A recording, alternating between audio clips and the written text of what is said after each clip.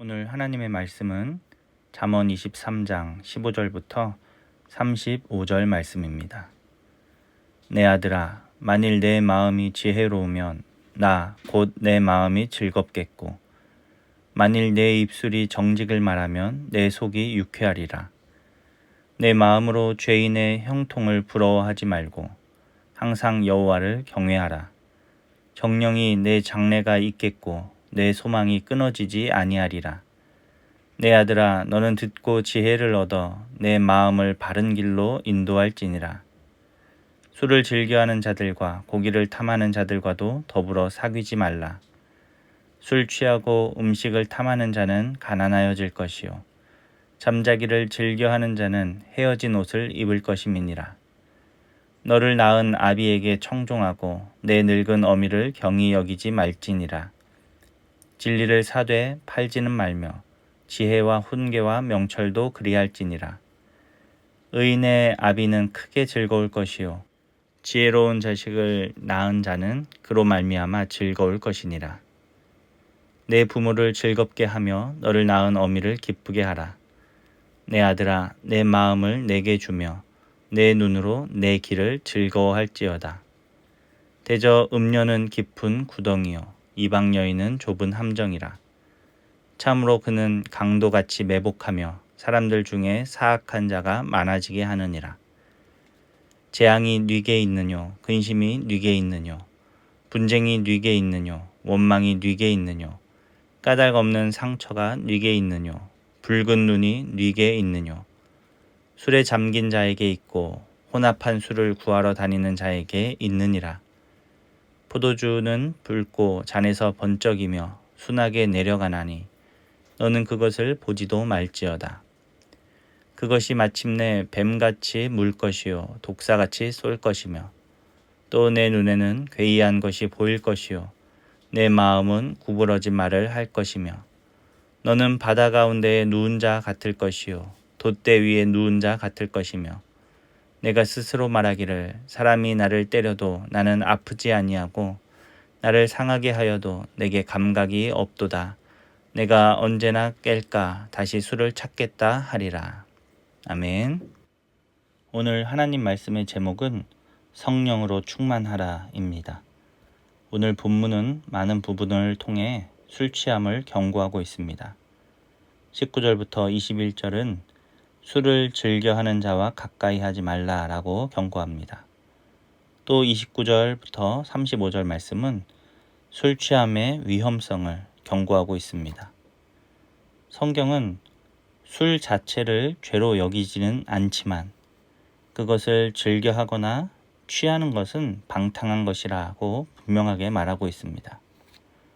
오늘 29절에서도 동일하게 술 취한 자에게 재앙과 근심과 분쟁과 원망이 있고 또 까닭없는 상처가 있고 붉은 눈이 있다라고 말하면서 술 취함을 경고하고 있는 것입니다.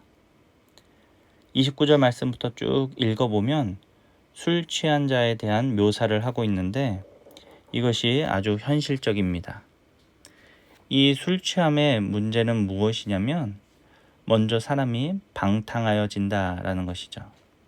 33절 말씀에 내 눈에는 괴이한 것이 보일 것이요, 내 마음은 구부러진 말을 할 것이며 라고 말합니다.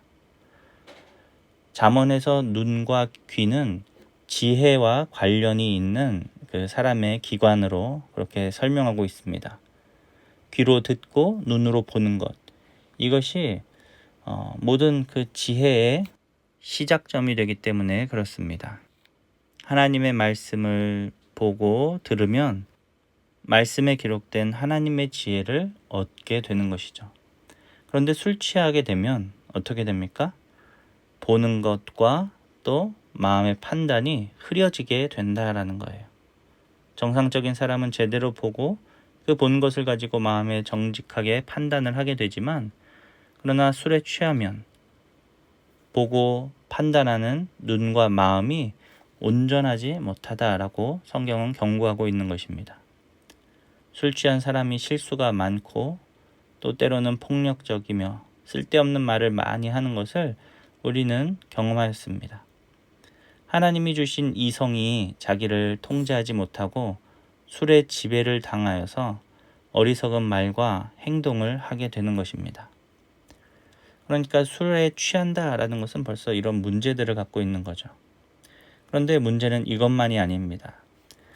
누가 봐도 이런 이상한 말과 행동을 하면서도 그 술 취한 자신은 거짓된 평안과 안전과 행복감에 속는다라는 거예요.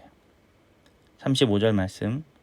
내가 스스로 말하기를 사람이 나를 때려도 나는 아프지 아니하고 나를 상하게 하여도 내게 감각이 없도다. 내가 언제나 깰까 다시 술을 찾겠다 하리라 라고 말합니다.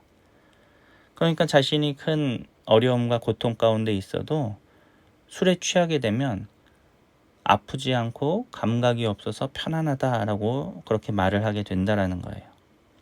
그래서 실제로 많은 사람들이 여러 가지 인생의 문제와 고민거리들이 있을 때 술을 찾고 또 그것을 의지하게 되는 것입니다.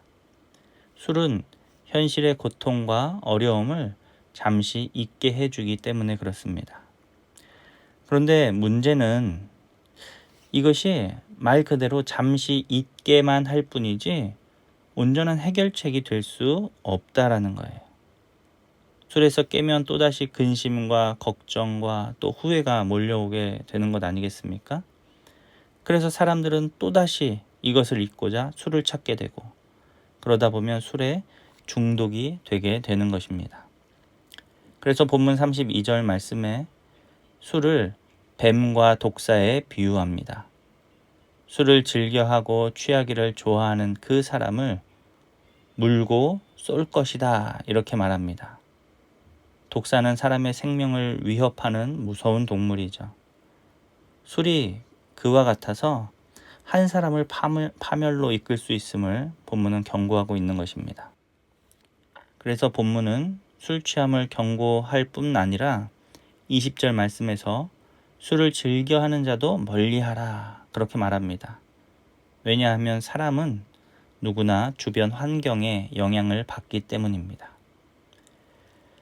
오늘 본문을 묵상하며 술이 가진 해로움을 기억하고 오직 성령의 충만함을 구하는 우리 모든 성도님들 다 되시기를 부탁드립니다. 본문의 대부분은 술 취함과 그것의 중독됨을 경고하고 있는데 사실 술 말고도 우리를 위협하는 것은 많이 있습니다. 어떤 사람은 돈이 주는 그 즐거움과 쾌락에 속아서 빠져 살기도 하고 어떤 사람은 성적 쾌락에 젖어서 빠져 살기도 하고 어떤 사람들은 권력이 주는 그 즐거움에 빠져서 살기도 한다라는 것이죠. 이 외에도 사람들을 사로잡고 서서히 파멸로 이끌어가는 것들은 우리 주변에 많이 있습니다. 마치 술이 한 사람의 이성을 완전히 마비시키고 죽음으로 끌고 가는 것처럼 말입니다. 이런 것들의 공통적인 문제는 현실의 문제와 어려움을 근본적으로 해결해 주지 못하면서 거짓된 평안과 쾌락에 속아서 점점 그것에 빠져들고 중독되게 한다는 것이 문제라는 거죠. 우리 인생의 온전한 해결책은 예수 그리스도이십니다. 인간의 궁극적인 문제는 죽음의 문제인데 이것을 해결할 수 있는 유일한 방법, 바로 그 방법이 우리 예수님이 있기 때문입니다.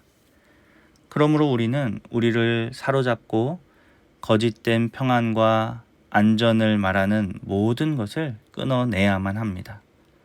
오직 주님만이 길이요 진리요 생명 되심을 기억하고 술 취함이 아니라 성령으로 충만함을 받아서 주님만 바라보는 삶을 우리는 살아가야 할 것입니다.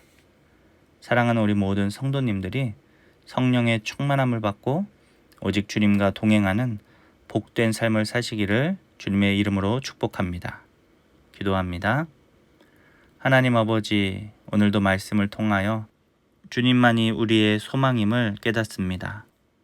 거짓된 평안과 안전을 말하는 모든 것을 끊어내고 성령으로 충만하여 오직 주님만 의지하는 우리가 되게 하여 주시옵소서. 감사드리며 예수님의 이름으로 기도합니다. 아멘.